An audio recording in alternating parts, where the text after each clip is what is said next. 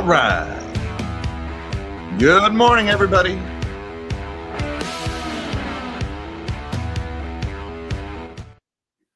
Good morning, all you magnificent melon heads of the world, and happy Friday, everybody. Today's February 21st, 2025. And the top story this morning, finally, I love to see this. I don't think this is necessarily good news because the stock is way down. It's dragging the Dow with it.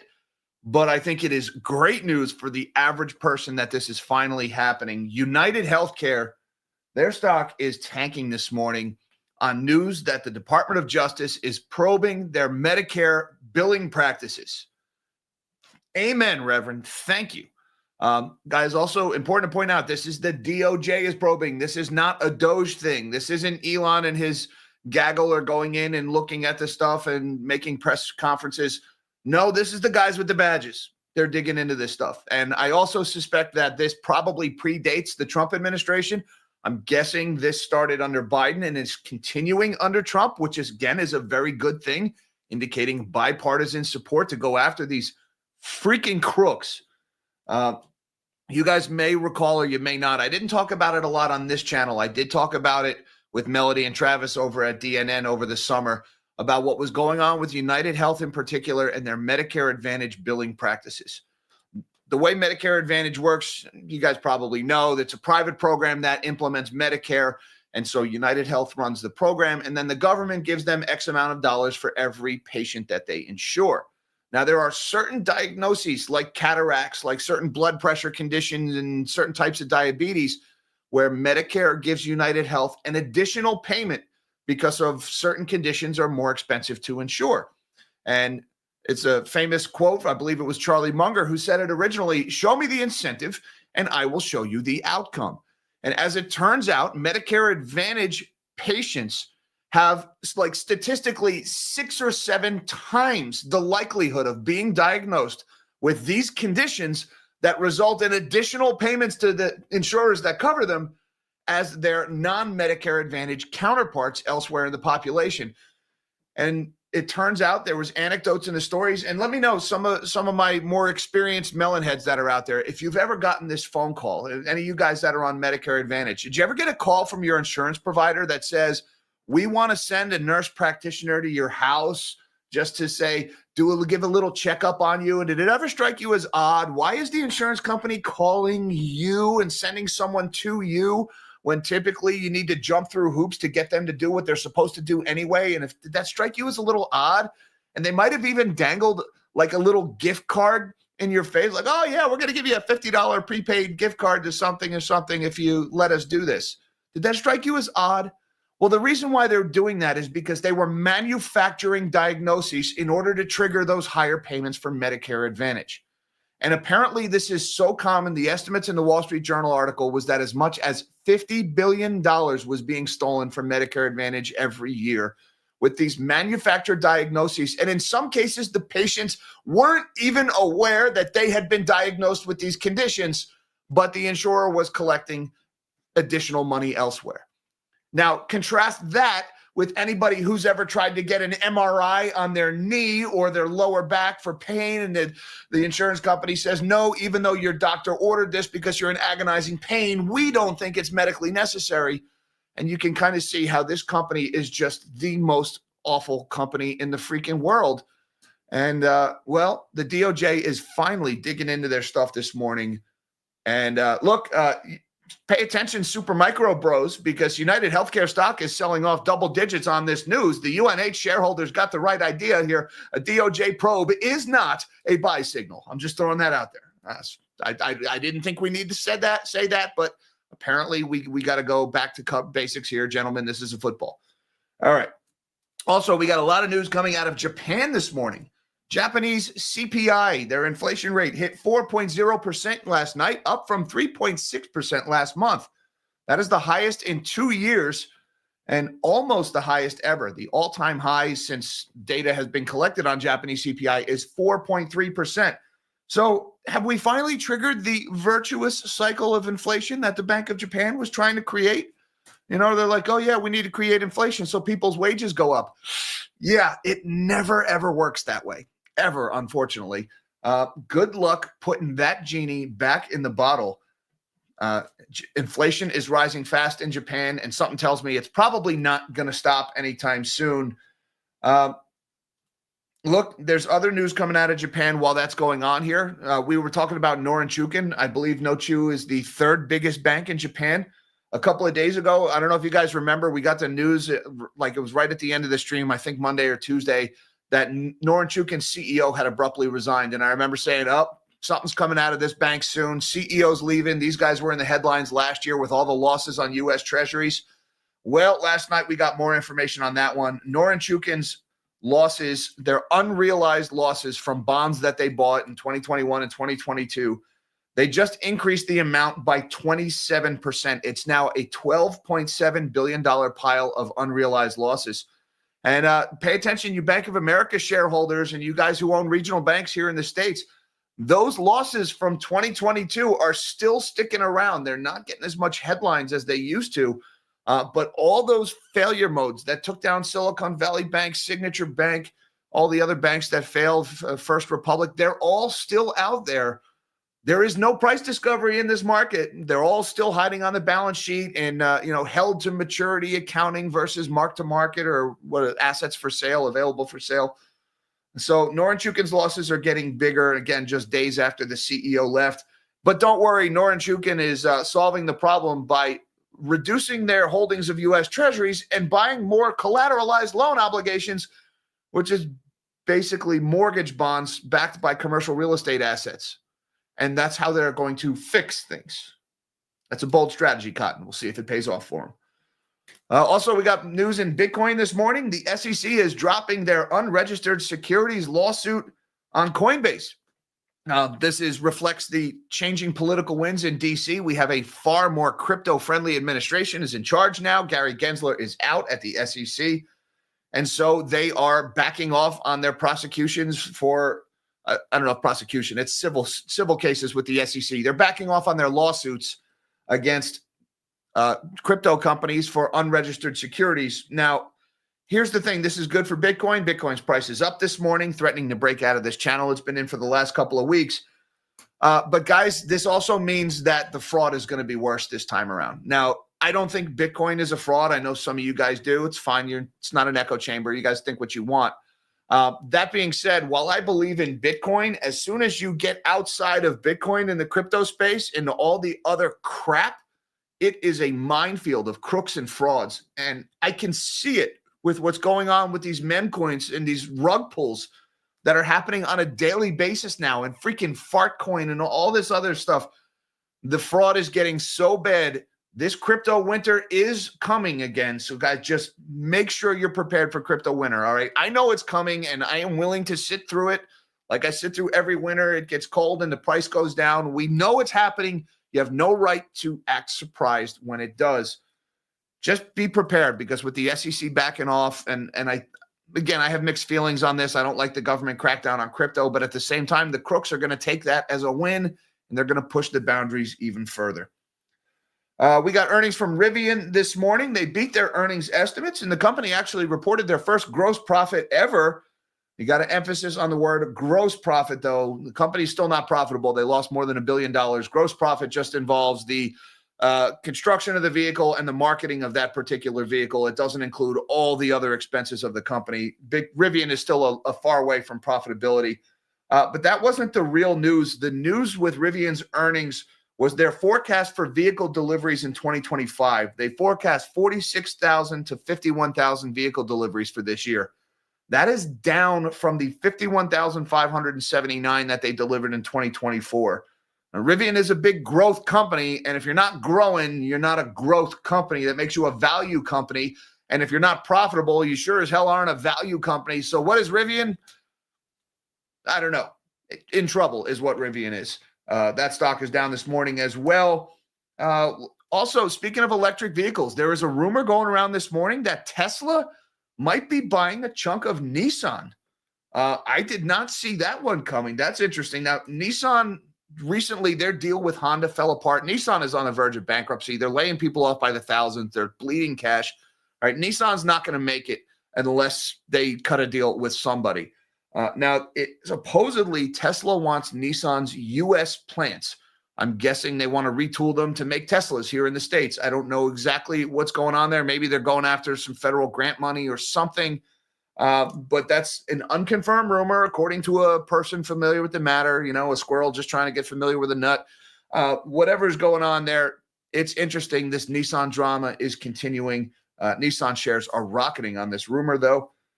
China Vanka, one of the big property developers, we've talked about them on this channel. They're getting themselves a good old-fashioned government bailout, $579 million from the state-owned Shenzhen Metro Group in order to pay back some of their debt and stay alive for just another day.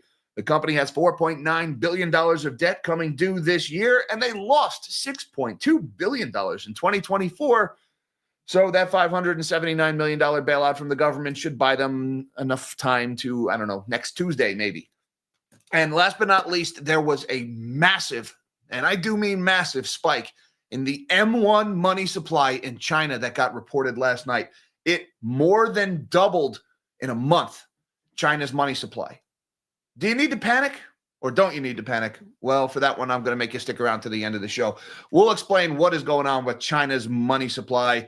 But in the meantime, why don't we shrink my big melon of a head and let's see what's going on in this market this morning. Don't forget that like button and that subscribe button if you're new here. Come back and have your coffee with the melon heads every day that we do this.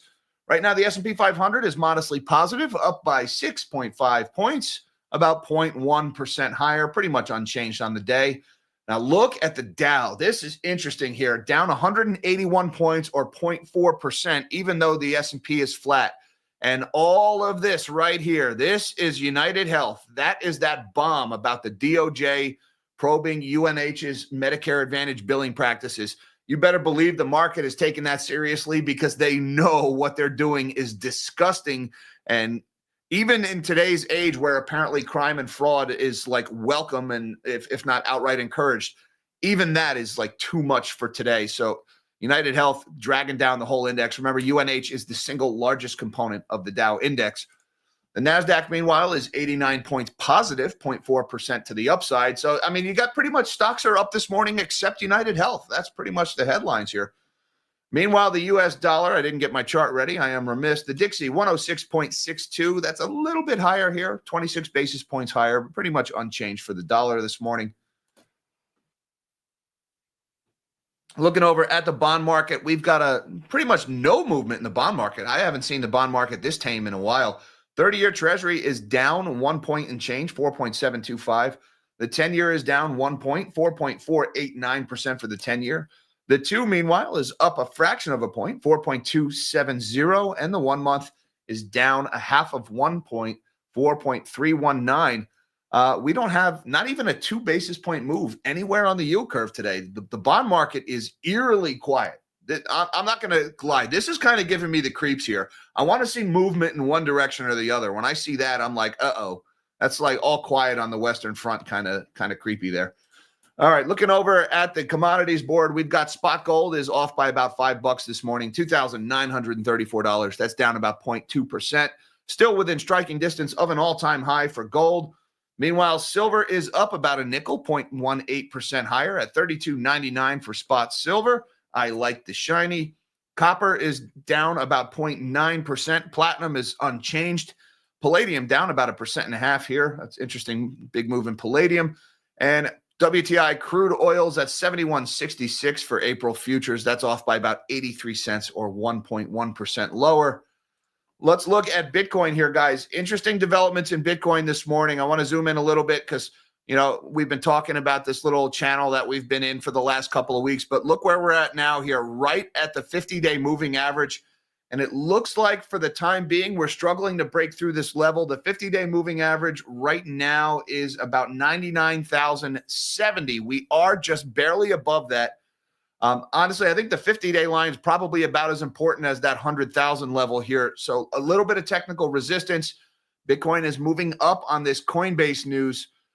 Keep an eye on this. If we break out above this, it looks like we may be heading back towards all-time highs. Or if we reject this level, heading back down towards that 200-day moving average. Now, here's the story that's moving it. U.S. securities regulator to drop lawsuit against Coinbase. The exchange says Coinbase said on Friday the U.S. SEC planned to withdraw its lawsuit against the crypto exchange, ending a contentious years-long legal battle once considered existential for the trading platform and the broader sector. The Securities Exchange Commission has moved quickly to overhaul the agency's approach to policing the crypto sector under Republican leadership since President Donald Trump took office. The agency has established a dedicated task force and rescinded crypto-related accounting guidance. The SEC had alleged that Coinbase flouted its rules and facilitated trading in at least 13 crypto tokens that it said should have been registered as securities. The lawsuit also targeted Coinbase's staking program, in which it pools assets to verify activity on blockchain networks and takes commissions in exchange for rewards to customers. The SEC said that program should have been registered with the agency. So look, guys, regardless of your opinion on this matter, there is going to be less regulatory oversight in the crypto world, and that means the crooks will push the envelope, and we already see them doing that. Just be careful. I do not touch altcoins. I like Bitcoin, and that's pretty much it. I own a tiny little bit of Ethereum that I mined myself, but that's it. I don't touch anything else, and even that Ethereum, I just kind of have it sitting there. I don't even really look at it anymore. I buy a little bit of Bitcoin on the regular. That is part of a multi-year, even multi-decade strategy. Crypto winter is coming. Enjoy the good times. Prepare for the bad. Coinbase stock is up 4.8%, $268.90. That's up about $12 this morning. And here's the big one. Oh, man, I love this story. I mean, I hate this story. I hate that they're doing it, but I love that they're getting caught. United Health stock falls on report that DOJ is investigating its Medicare billing. Pay attention, SMCI bros. DOJ probes are not a buy signal. United Health Group stock tumbled in pre-market trading Friday following a report that said the Justice Department had launched a civil fraud investigation into the company's Medicare billing practices. The DOJ probe aims to examine the healthcare company's practices for documenting diagnoses that trigger extra payments to its Medicare Advantage plans, the Wall Street Journal reported, citing people familiar with the matter. Under the current system, the federal government pays insurers a fixed amount each month to oversee enrollees' Medicare benefits. These payments can increase when patients have certain diagnoses. And as we mentioned in the opening monologue, guys, there's your incentive that payments increase under certain diagnoses. And the outcome is that United Health and other insurers' Medicare Advantage enrollees have statistically significantly higher rates of these diagnoses than the average person who is not in a Medicare Advantage program, which means they are artificially creating these diagnoses in order to steal money from the U.S. taxpayers. And yes, that is your money. That is either your taxes or the pain of inflation that you're feeling because the Federal Reserve has to monetize the debt that's enabling those payments. So they are stealing from everybody, besides the fact that they routinely reject coverage for things that they know is medically necessary. I cannot stand this company, and I just love to see this stock going down this morning. No, I don't own any of it. I'm sorry if you hold UNH, but screw this company. Down 11.4%, $444.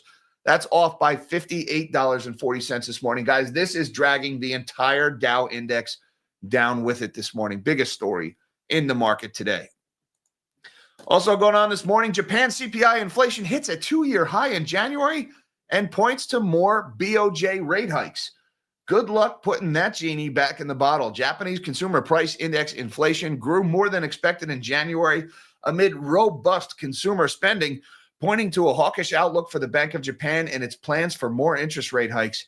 Headline national CPI surged to a 2-year high of 4.0% year over year in January, up from 3.6% in the prior month, government data showed.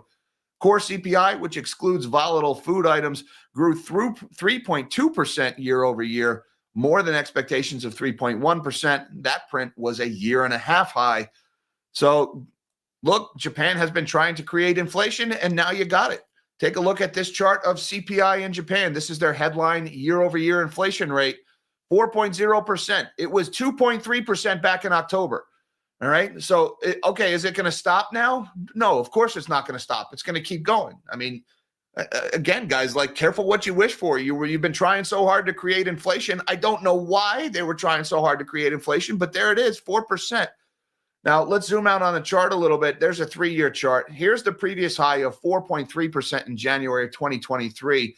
I mean, that's back when the U.S. was like pushing 7, 8, 9% back in those days. I think we peaked in like August of 22. Or no, was it August of 23 that we peaked? Anyways, we're almost back to the peak level Japan saw during the previous inflation scare, and we're still heading higher. And look, if we zoom out here, Japan is pretty much at their highest inflation rate ever right now. The data only goes back to 2015, and it's accelerating quickly. It doesn't really look like it's about to stop. So Japan, there you go, man. Meanwhile, Japan's, I believe, third or fourth largest bank, Norinchukin, warns of a $12 billion loss on bonds and replaces their CEO. We talked about this one a couple of days ago. The news broke right before I went live that No-Chew's CEO was stepping down abruptly. And I remember saying, oh, we are going to hear something bad about this bank in the days ahead. Here it is. The pile of unrealized losses gets even bigger. Norinchukin Bank widened its loss forecast and named a new chief executive as the Japanese lender tries to recover from its foreign bond investment debacle. Taro Kitabayashi, who is currently CFO, was chosen to become CEO on April 1st, replacing Kazudo Oka. Man, I'm butchering my Japanese name. Sorry, guys. The bank said in a statement on Thursday, confirming reports from earlier this week. Norinchukin said it may post a loss of as much as 1.9 trillion yen, that's $12.7 billion, in the year ending March, more than the 1.5 trillion yen it had previously projected. And guys, for the last year and a half, we have watched this pile of unrealized losses at Norinchukin get bigger and bigger and bigger. It's been about 6 months since we heard about this. They did get very quiet through most of the fall and the winter this far, but here we go. This is I wrote down the number. I think it's a 27% increase in their unrealized pile of losses from U.S. Treasuries. Now, they're saying they expect to return a profit next fiscal year with net income somewhere around 30 to 70 billion yen. That profit is fake. It doesn't exist because when you're sitting on a massive pile of unrealized losses, it's like, yeah, I bought Beanie Babies in 1995 and I still hold them on my books for what I bought them for, even though you can't possibly sell those Beanie Babies for what you paid for them in the 90s now. And yet it doesn't matter. You're still like, yeah, I'm profitable. I made $5 somewhere else. No, you're down big. The promotion of Kitabayashi 54 comes as Norinchukin becomes one of the most prominent victims of a surge in U.S. interest rates, which drove down the value of its foreign bond holdings and pushed its dollar funding costs higher than the returns from those securities. He will face calls to diversify the bank's $300 billion investment portfolio and bring in more outside talent. So look, guys, this is the Fed's hiking cycle. This is exactly the failure mode of Silicon Valley Bank is what is hurting Norinchukin here. That problem that failed banks in 2023, it never went away. It's still out there. The unrealized losses are still sitting there. These are 10, 20, 30-year treasuries. So these losses are going to sit there on the balance sheet for up to 30 years until they either roll off or end up killing the bank, whichever happens first. And, they're talking about diversifying $300 billion of holdings. They're diversifying into collateralized loan obligations, which is basically commercial real estate debt. That's not going to fix things for them. I mean, that's probably, if you were to say what's the most toxic asset class in the world right now, commercial real estate debt is probably pretty close to the top of that list. I don't know, maybe asset-backed securities from auto finance are worse, but it's close. And so that's their plan, is to jump out of the frying pan into the fire. Good luck. Good luck, don't you? All right, let's talk real quick about some auto stories this morning. Rivian beats Wall Street's fourth quarter expectations, but expects lower deliveries in 2025. It's those lower deliveries that are killing them here. Rivian beat Wall Street's fourth quarter earnings expectations and achieved its first gross quarterly profit, a target closely watched by investors, but it's forecasting lower sales in 2025. The electric vehicle maker reported a gross profit, which includes production and sales, but does not factor in other expenses, of the $170 million during the first quarter of last year. Rivian says it plans to achieve another modest gross profit in 2025. That being said, the company is still not profitable for 2025. Rivian expects to narrow its adjusted losses to a range of $1.7 to $1.9 billion. That's down from about 2.69 billion in 2024. The company forecasts deliveries of 46,000 to 51,000 units for 2025. That's down from 51,579 vehicles delivered last year. So vehicle deliveries going down. We're seeing a lot of auto producers, they're cutting production. The EV bubble, the auto finance problem, the combination of higher cost of living and higher interest rates is really hurting the whole auto industry, electric vehicles in particular. Plus, you've got tax incentives are possibly going away because of the Trump administration. That's a bad mix for Rivian. That stock is down 6.8% ahead of the opening bell, trading at $12.71. That's down about 90 cents. And another auto story, Nissan stock surges on the report. It's seeking a Tesla deal and how the odd pairing could work. Nissan motor stock shot higher on Friday after a published report said the Japanese automaker was pursuing a deal to be bought by a Tesla-led consortium. Nissan shares rose as much as 13% in Tokyo as the Financial Times, citing three people with direct knowledge of the matter. I think they are distant cousins of the people familiar with the matter. And a high-level Japanese group is drawing up plans for Elon Musk's Tesla to invest in the automaker. The group leading the plan include a former Japanese Prime Minister, Yoshida Suga, as well as Hiro Mizuno, a former Tesla board member, the Financial Times reported. For Tesla, the report says that the benefit of a Nissan deal would be the ability to buy its U.S. plants. Nissan has two plants in Tennessee and one in Mississippi, employing over 12,000 people.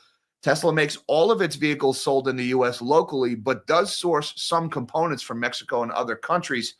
So it looks like Tesla, maybe they're going to retool these plants to make Teslas instead of Nissans. I'm guessing that's, I don't think Tesla has any interest in selling gas-powered Nissans. So I think they're probably going to retool the plants here. Nissan's U.S. plants only produce about 525,000 units last year, while they had capacity to produce 1 million units.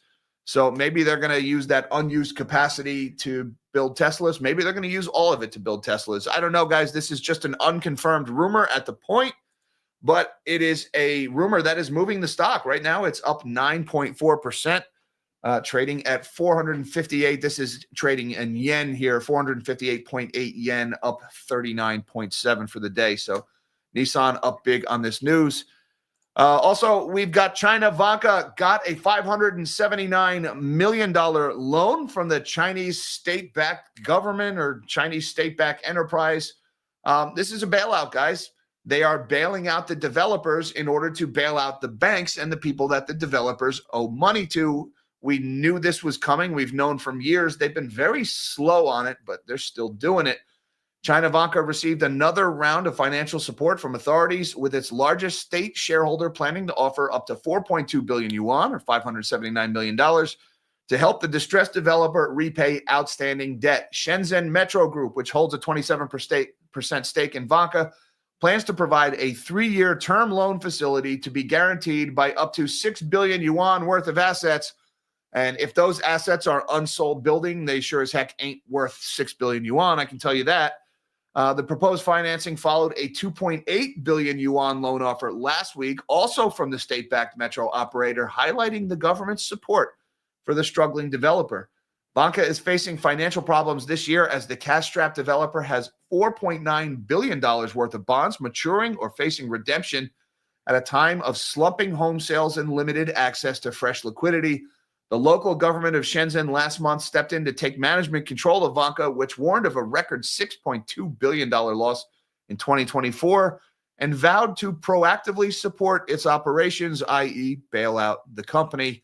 The China housing bubble continues to burst. And last but not least, let's talk about this chart. I saw this one making the rounds last night. I got some messages about this one. Chinese M1 money supply. Look at the growth in money supply. This is a monthly change. They went from 67 trillion yuan to 112 trillion yuan in 1 month. All right. Now, I was getting a lot of messages at this, and my initial reaction was no freaking way. No way. First of all, this is something like $8 trillion US. It's like 8.2 trillion, the equivalent of the amount of new money supply. And I remember seeing this and thinking there is no way even the maniacs of the 2020s would not print that much money in 1 month. You couldn't possibly hide it everywhere. It would be like Johnny Depp with a closet full of cash, blinded by the light. We're going to need a bigger boat. Where are we going to put all this money? So I knew something was up here as soon as I saw this. And then I saw that M2 money supply had only risen by 7% in China. Now, M2 includes M1. So the only way you could get a doubling of M1 without a big increase in M2 would be if you changed the definition of M1 money supply to include something that wasn't previously in there. And that is exactly what happened here. By the way, shout out to Mr. Who was this? James Anderson, who posted this one, spending a little bit of research. You could tell this is pretty much a chart crime. As of December 2024, China's central bank revised the statistical scope of M1 to include personal demand deposits and prepaid funds received by non-bank payment institutions. In other words, they didn't actually print $67 trillion. They changed the way they measure it, hence the big jump in China M1 money supply. Look, it still did go up. M2 money supply increased by 7%. And in my opinion, that is fundamentally insane to increase the money supply by 7% in a month. That being said, it wasn't as insane as it looked if you only look at the M2 chart. So thanks to everybody who sent me the messages and alerted me to that story last night. It was good to get out in front of that one. And I just want to say thank you very much to the Pasta Man who says they're not confessing, they're bragging. And he mentions Fartcoin. You know, that's a really good analogy. The Fartcoin bros, I'm going to put the SMCI bros in the same category. They're pretty much those stupid chodes from the mortgage office in The Big Short. That's exactly what they are. Look, I'm fascinated by the discussions I've been having with the SMCI guys, these pumpers on Twitter over the last few days. I mean, some of these people are like, well, they said they were going to issue it on time without any downward revisions, and they can't say it if it's not true. And I'm like, these guys have a history of accounting fraud. Has it occurred to you that they might be lying? Like, have you ever seen The Invention of Lying, where like everybody just reflexively believes everything they hear and there's no skepticism whatsoever? Like, that's these people are like, well, gosh, this guy, Charles Lang, besides the fact that he's already a crook and a fraud, I mean, he said he was going to do it. I believe him. Why would you believe him? Why would anyone believe anything this company says?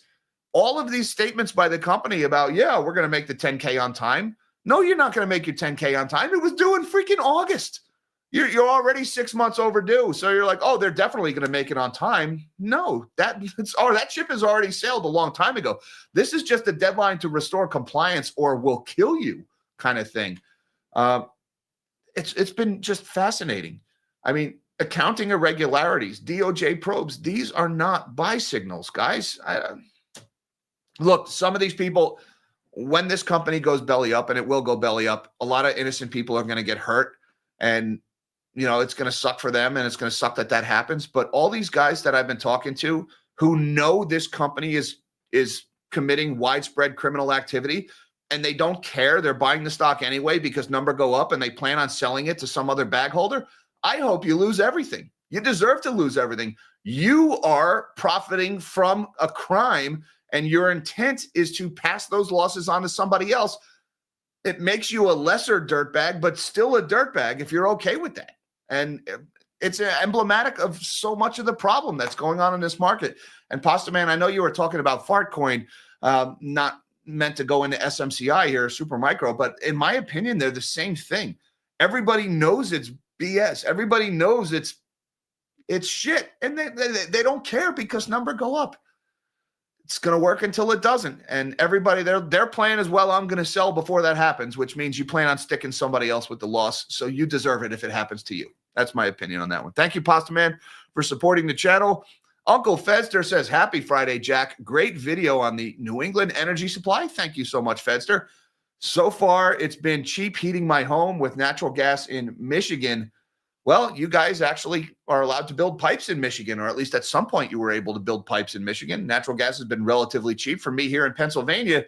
I mean, there's an ocean of natural gas under my feet, but in New England, no. I mean, why would you pipe natural gas in from Pennsylvania 200 miles when you could pipe it in from Canada, because Canadian pipelines are good for the environment. I don't know if you guys knew that. American pipelines, bad. Canadian pipelines, good. That's the logic that passes for energy policy in New England. That and the fact that they're importing liquefied natural gas from freaking 2,500 miles away in Trinidad and Tobago. Some of you Greens want to help me with the math there. Help me with the carbon emissions. How does that work out? By the way, if you're really trying to save the planet, then emitting all that carbon to bring that natural gas from freaking Trinidad to New England when you could get it from Pennsylvania with a lot less emissions means you're more worried about adherence to your silly green dogma and saying the right things in cocktail parties than you actually are about the planet. That makes you a freaking hypocrite. Man, I'm not making any friends today, am I, guys? Just keep poking them. Just keep poking them. Sorry, I call it like I see it. Thank you, Uncle Fedster, for supporting the channel. And thank you, Steve Woitas, who says if federal workers are let go, will pension contributions decline? If so, this removes buyers, hence liquidity from markets. Bad sign. All right, so there's good and there's bad, all right? Like there's no way to solve a $1.5 trillion deficit without pain. And Steve, you're pointing out some of the pain here, right? If these guys are no longer collecting paychecks, then they're no longer growing their government pensions, or they're no longer contributing to their 403Bs, which is like the government 401k option. So yeah, that's going to starve the market of a little bit of liquidity. Now, the other way to look at that is the demand for liquidity is their paychecks and their contributions, because the money that we're paying these people right now is being largely sourced by the bond market, which is negative liquidity. So yeah, you're going to have fewer people buying into the stock market. You're going to have fewer people buying into pension plans, but you're also going to have less government borrowing in the system, assuming they actually cut the spending. That's a big if. But let's assume for a second they actually cut the spending.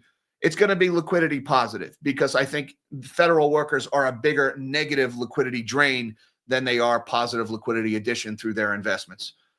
So I do think on the whole it's positive. But you're right to point out, guys, it's not going to be all unicorns and rainbows. They're talking about cutting the federal workforce by up to 11% here.